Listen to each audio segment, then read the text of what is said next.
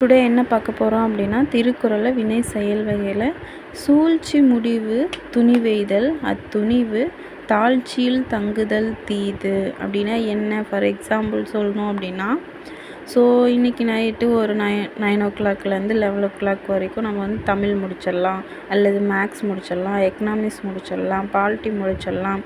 இந்த மாதிரி இந்த டைம்லேருந்து இந்த டைமுக்குள்ளே என்ன சப்ஜெக்ட் நம்மளால் முடிக்க முடியும்னு சொல்லி நம்ம ஒரு பிளானிங் கொண்டு வரோம் இல்லையா? ஸோ ஆராய்ச்சியை மேற்கொண்டு அந்த ஆராய்ச்சியை மேற்கொள்கிறது மனசில் கொண்டு வர்றது தான் என்னது? துணிவு அப்படின்றாங்க.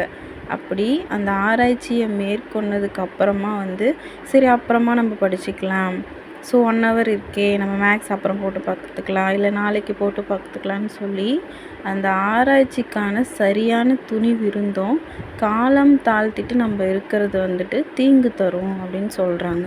ஸோ இந்த இடத்துல பார்த்தோம் அப்படின்னா, இந்த திருக்குறளில் சூழ்ச்சினா என்ன அப்படின்னா, சூழ்ச்சினா வந்து ஒரு செயலை வந்து ஆரம்பிக்கிறோம் அப்படின்னா அதை பற்றிய ஆராய்ச்சி அப்படின்றாங்க இந்த திருக்குறளை. ஓகேங்களா?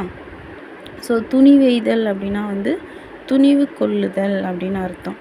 தாழ்ச்சியுள் அப்படின்னா என்னென்னா தாமதம் செய்தல் அப்படின்றோம். தீது அப்படின்னா தீமை அல்லது தீங்குன்னு அர்த்தம்.